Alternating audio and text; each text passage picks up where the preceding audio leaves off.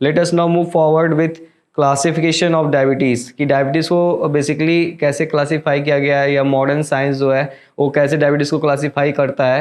So basically diabetes is classified into 4 types: type 1 diabetes, type 2 diabetes, gestational diabetes and other types. So let us now discuss type 1 diabetes.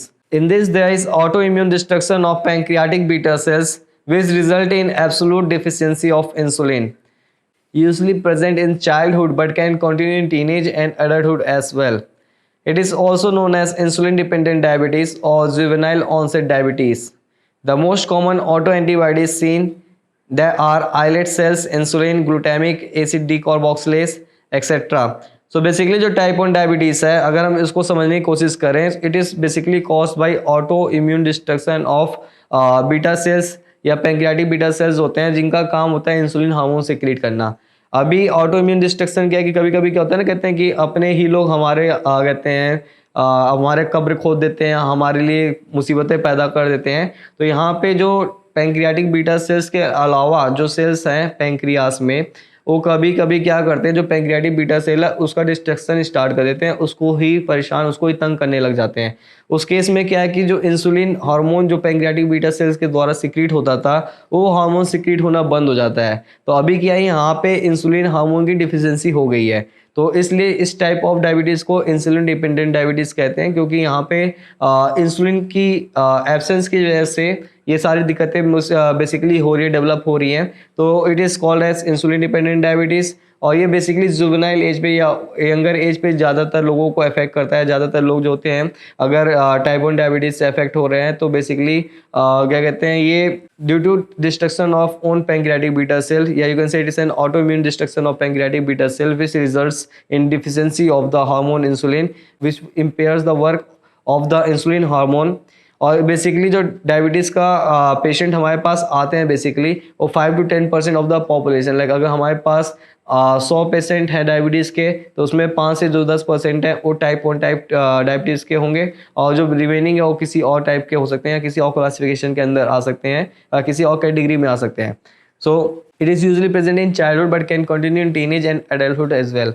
So basically ये younger age पे होता है, और ये अगर हम उसको कंट्रोल नहीं करते हैं, मेडिकेशंस नहीं लेते हैं या रिस्ट्रिक्शंस नहीं करते हैं, कुछ ऐसे लाइफस्टाइल या कुछ ऐसा मॉडिफिकेशन नहीं करते हैं जिसकी वजह से डायबिटीज़ को क्या कहते हैं बढ़ावा मिल रहा है, तो ये एडल्टहुड में या आगे वाले होने वाले टाइम पे भी ये चीज़ें कंटिन्यू कर सकता है. और जो पर्सन अफेक्टेड है डायबिटीज़ से वो काफ़ी समय तक परेशान रहेगा, काफ़ी समय तक उसको दिक्कतें महसूस होंगी और काफ़ी समय तक वो डायबिटीज़ से जूझता रहेगा. सो इट इज़ नॉट नेसेसरी कि अगर ये चाइल्डहुड में है तो ये एडल्टहुड में नहीं होगा. अगर उसका कंट्रोल नहीं कर रहे हो, उसका इलाज नहीं कर रहे हैं, उसका प्रॉपर केयर नहीं कर रहे हैं, तो उस केस में ये एडल्टहुड में मतलब कंटिन्यू करेगा और आने वाले जनरेशन में भी अफेक्ट करेगा उसका.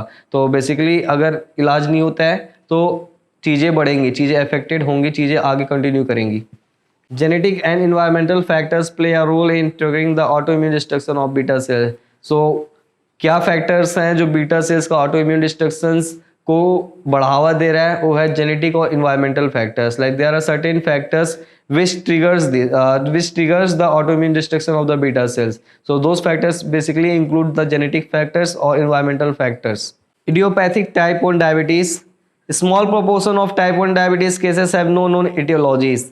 There is permanent insulin deficiency, no evidence of beta cells autoimmunity, and they are prone to ketoacidosis. तो बेसिकली कुछ टाइप 1 डायबिटीज़ के पेशेंट होते हैं ना जिनका जो कॉज है, जो इटियोलॉजी है, उसको डिटरमाइन नहीं कर पाते हैं या उसको पता नहीं कर पाते कि किस वजह से ऑटो इम्यून डिस्ट्रक्शन हो रहा है, या जरूरी नहीं है कि ऑटो इम्यून डिस्ट्रक्शन की वजह से ही इंसुलिन हार्मोन की डिफिशियंसी हो रही है. उसका रीज़न अननोन है, उसका कॉज अननोन है. तो this type of diabetes where there is unknown cause of destruction of beta cells या लॉस ऑफ और deficiency of insulin hormone is termed as idiopathic type of diabetes. और यहाँ पे भी इंसुलिन की डिफिशियंसी की वजह से हो रहा है या इंसुलिन हार्मोन के कमी की वजह से हो रहा है, तो इसलिए टाइप 1 कैटेगरी में ही इसको बताया गया, बट इसका जो कॉज अननोन है इसलिए इसको इडियोपैथिक टाइप ऑफ डायबिटीज़ कहते हैं.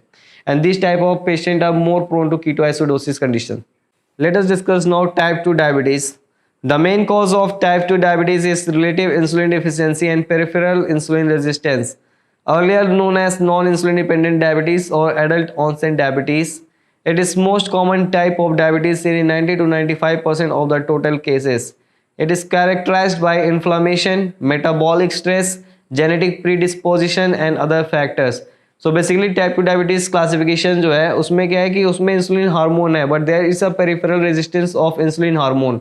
आगे हम जब फिजियोलॉजी समझेंगे इसका डायबिटीज हार्मोन का, लाइक डायबिटीज कैसे होता है पेशेंट में, पैथोफिजियोलॉजी समझने पे, तो वहाँ पे क्या होता है कि कभी कभी इंसुलिन हार्मोन की प्रेजेंस होती है या इंसुलिन हार्मोन्स रहता है वहाँ पे अवेलेबल रहता है, बट वो कैपेबल नहीं रहता है ग्लूकोज अपटेक का, या पेरिफेरल इंसुलिन रेजिस्टेंस की वजह से जो इंसुलिन है वो अपना काम नहीं कर पाता है। तो उस केस में टाइप 2 डायबिटीज कंडीशन डेवलप होने के चांसेस काफ़ी ज़्यादा होते हैं, और जो मेजॉरिटी ऑफ द पॉपुलेशन या majority of the cases of diabetes होते हैं वो टाइप 2 डायबिटीज़ के ही होते हैं। ये जो एडल्ट में या ओबीस पीपल में या आगे होने वाले एज में जब लोग कहते हैं लाइफस्टाइल डिसऑर्डर्स से जूझते हैं, बहुत ज़्यादा ऐसे अनहेल्दी लाइफस्टाइल फॉलो करते हैं, तो वहाँ पे जो डायबिटीज़ डेवलप होता है एक लेटर एज पे वो टाइप 2 डायबिटीज़ होता है। वहाँ पे क्या है कि इंसुलिन हार्मोन है लेकिन वो कैपेबल नहीं है अपना काम करने के लिए, तो इसलिए इसको नॉन इंसुलिन डिपेंडेंट डायबिटीज़ भी कहते हैं, या टाइप 2 डायबिटीज़ को non insulin dependent type of diabetes भी कहते हैं।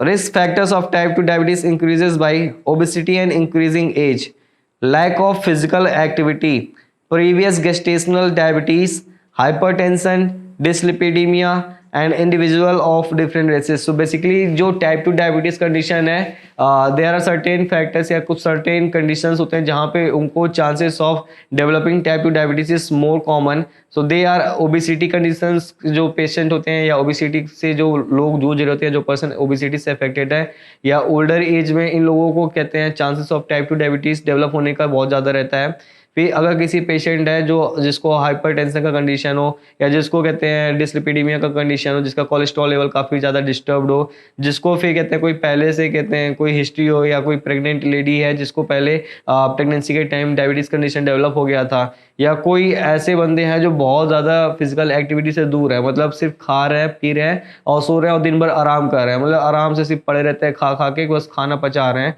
तो जिनका ऐसा सेडेंटरी लाइफस्टाइल होता है, जिनका बहुत ज़्यादा लापरवाही रहता है, जिनके शरीर में कोई भी एक्टिविटी नहीं होती है, या जो बहुत ज़्यादा ओबीस कंडीशन से परेशान है और उस पर भी कंट्रोल लाने के लिए सोच नहीं रहे हैं, या ओल्ड एज में, या कुछ ऐसे रेसेस होते हैं जहाँ पे बहुत ज़्यादा लोग प्रोन होते हैं डायबिटीज कंडीशंस को, तो ये सारे फैक्टर्स होते हैं या ये सारे कंडीशंस हैं जहाँ पे chances of developing type 2 diabetes is more. तो ये सारे लोगों को काफ़ी मतलब केयर करना चाहिए अपने आप को प्रिवेंट करने के लिए।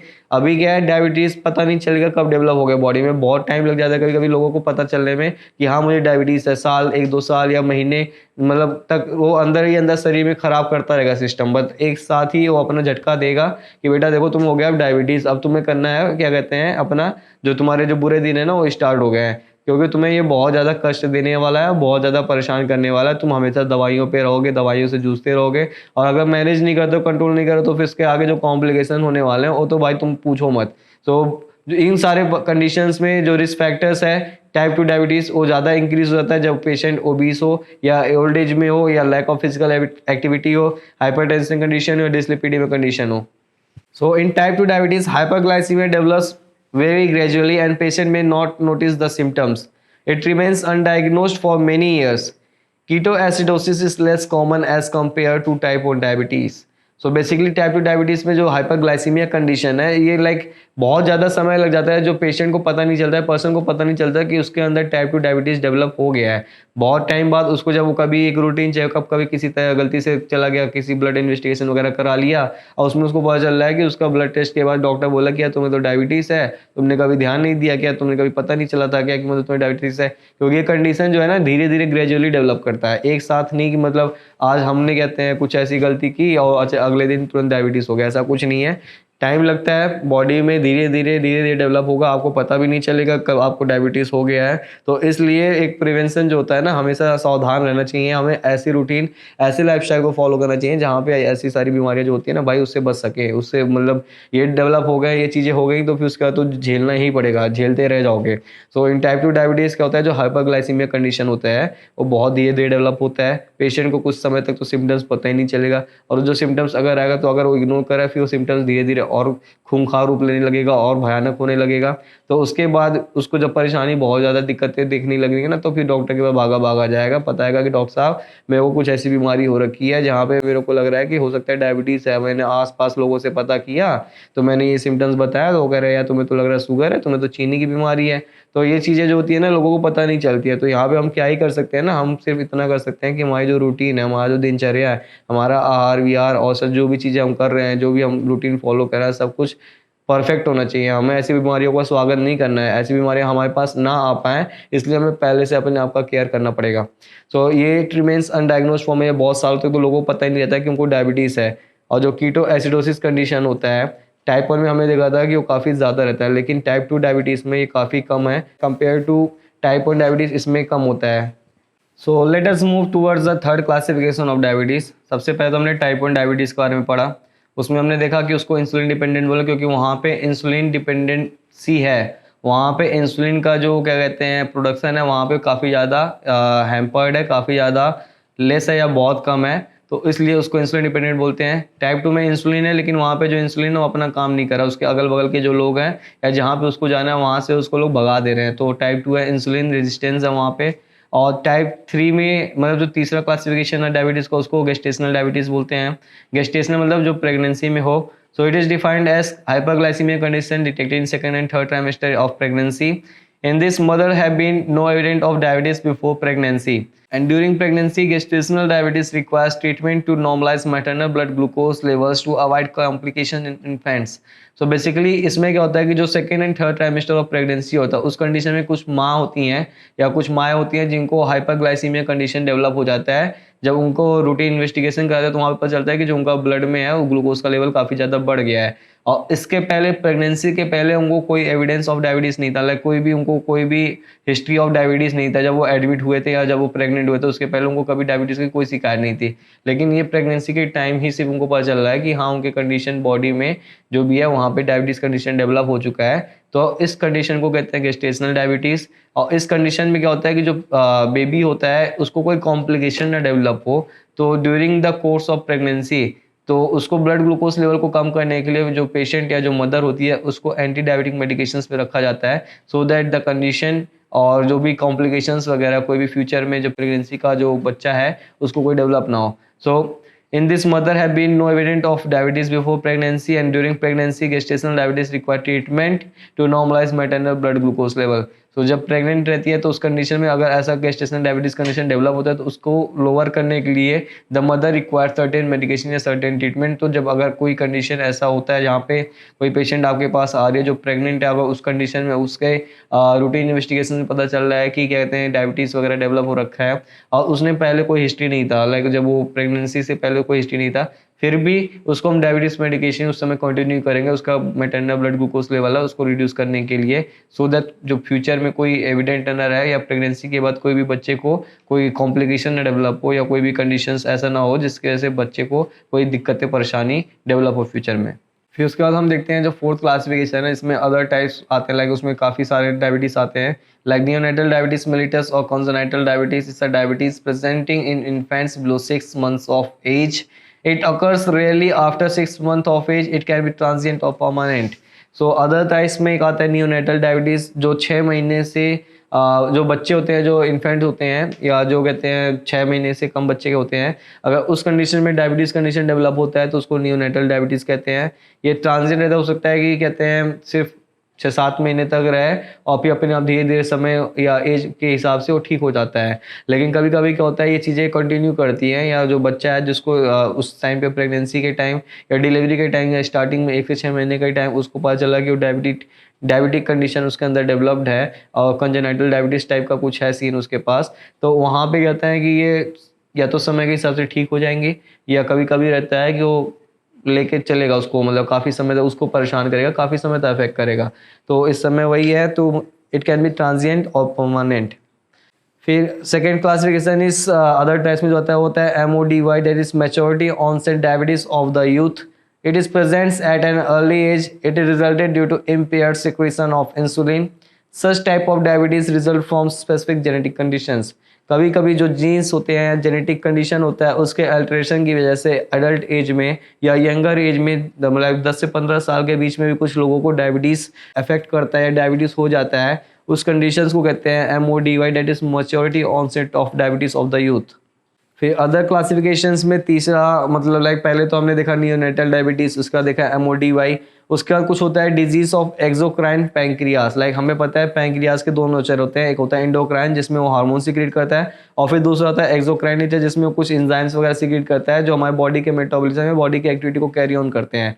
तो अगर पैंक्रियास में कोई ऐसी बीमारी है जिसकी वजह से पैंक्रियास अपना जो उसका नॉर्मल काम है वो नहीं कर पा रहा है, या हो सकता है कभी कभी पैंक्रियास में कुछ ऐसा प्रॉब्लम हुआ, ट्रॉमा हुआ, एक्सीडेंट हो गया, पैंक्रिएक्टोमी हो गया उसका, या सर्जिकल रिमूवल हो रखा है, या उसका कुछ भी तकलीफ है जो पैंक्रियास के दूसरे हिस्से हैं, उसकी वजह से भी कभी कभी डायबिटीज़ कंडीशन डेवलप हो जाता है। पैंक्रियास रहेगा नहीं तो हार्मोन कहाँ से आएगा, और जब हार्मोन नहीं रहेगा तो भाई डायबिटीज़ तो होना ही होना है। तो उस कंडीशंस में भी कहते हैं कुछ कंडीशन होता है एक्सोक्राइन पैंक्रियास में, अगर वो इफेक्ट होता है, या एक्सोक्राइन पैंक्रियास नेचर जो होता है पैंक्रियास का, अगर वो इफेक्ट होता है, या कोई बीमारियां, कोई ऐसा पैथोलॉजिकल कंडीशन डेवलप होता है जहाँ पे जो पैंक्रियास का नॉर्मल काम है वो इफेक्ट हो रहा है, तो उस केस में भी डायबिटीज़ हो सकता है, उस केस में भी दिक्कतें हो सकती हैं। और उस केस में तो डायबिटीज़ होगा तो काफ़ी ज़्यादा समय तक परेशान करेगा, क्योंकि अगर पैंक्रियास नहीं है तो वहाँ पे हार्मोन तो है ही नहीं, तो वहाँ पे तो पेशेंट को आर्टिफिशियल इंसुलिन के भरोसे ही रहना पड़ेगा, उसको बाहर से इंसुलिन अपटेक करना पड़ेगा अपने आप को सर्वाइव करने के लिए। फिर आता है ड्रग और केमिकल इंड्यूस्ड डायबिटीज़। तो सर्टेन ड्रग्स ओवर यूज में result into developing diabetes conditions. The drugs include thiazides, glucocorticoids, beta blockers, statins, antipsychotic agents etcetera. तो कुछ ड्रग का ओवर यूज या लॉन्ग टर्म यूज करने की वजह से भी, लाइक स्टेरॉइड वगैरह का अगर लॉन्ग टर्म यूज कर रहा है पेशेंट, तो पता चलता है कि उसको भी डायबिटीज कंडीशन फ्यूचर में डेवलप हो गया है। एक पेशेंट है हॉस्पिटल में एडमिट हो रहा है, 15 से 20 दिन तक एडमिट रहा, उसको काफी समय तक स्टेरॉइड दिया गया। स्टेरॉइड का डोज जो था टेपर करना था, टेपर नहीं हुआ, पेशेंट को कहते हैं लॉन्ग टर्म काफी हैवी डोज चलता रहा, और जब वो पेशेंट डिस्चार्ज होता है एडमिशन के time, no history of diabetes, discharge का पता चलता है कि उसको क्या कहते हैं डायबिटीज कंडीशन है, या उसका HbA1c काफी ज्यादा बढ़ा हुआ मिल रहा है। तो ये कंडीशंस होते हैं कि पोस्ट डिस्चार्ज भी काफ़ी पेशेंट के जो ओवर यूज़ या ओवरडोज या काफ़ी लॉन्ग टर्म यूज़ करने की वजह से, कुछ दवाइयों के यूज़ करने की वजह से भी पेशेंट को डायबिटीज़ हो सकता है। तो जो ड्रग्स होते हैं like glucocorticoids, thiazides, beta blocker, statins वगैरह या एंटीसाइकोटिक एजेंट्स वगैरह, इन सब के ओवर यूज़ या लॉन्ग टर्म यूज़ करने की वजह से भी डायबिटीज़ कंडीशन पेशेंट में डेवलप हो सकता है या पेशेंट को अफेक्ट कर सकता है। Then is post-transplant diabetes mellitus. That is presence of diabetes in a post-transplant patients. Approximately 90% of kidney allograft recipients demonstrates hyperglycemia condition during the first week after transplant. Most of these cases are stress or steroid induced and settle by the time of discharge. तो जैसे मैंने पिछले कुछ points में बताया था कि कुछ पेशेंट हैं जिनको कहते हैं कोई हिस्ट्री नहीं है डायबिटीज़ का, लेकिन जब वो ऑपरेशन हुआ या कोई ट्रांसप्लांट हुआ या कोई किडनी ग्राफ्टिंग वगैरह हुआ, लॉन्ग टर्म यूज़ करने की वजह से कुछ मेडिसिन का लाइक स्टेरॉइड वगैरह का लॉन्ग टर्म यूज़ करने की वजह से उनके अंदर हाइपरग्लाइसीमिया कंडीशन डेवलप हो जाता है।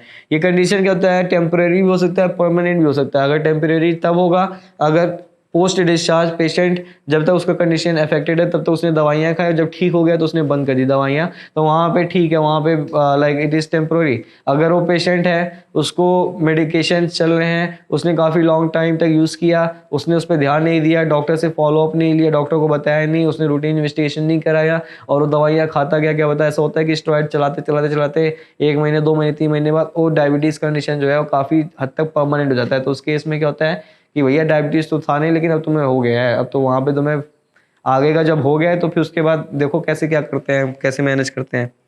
तो post transplant diabetes mellitus conditions भी बहुत ज़्यादा मतलब कॉमन होते हैं हॉस्पिटल्स में। बहुत सारे पेशेंट होते हैं जो ड्यूरिंग द एडमिशन या ड्यूरिंग द ट्रीटमेंट प्रोसीजर जब भी उनका ट्रीटमेंट वगैरह चलता है तो वहाँ पे हाइपरग्लाइसीमिया कंडीशन डेवलप हो जाता है कुछ मेडिकेशंस के ओवर यूज़ की वजह से। बट ये कि जब वो डिस्चार्ज होता है, डिस्चार्ज होने के 10-15 दिन के बाद वो रिकवर कर जाते हैं ईजिली, अगर वो प्रॉपर रूटीन फॉलो करें और प्रॉपर मॉनिटरिंग करें अपने ब्लड ग्लूकोज लेवल का।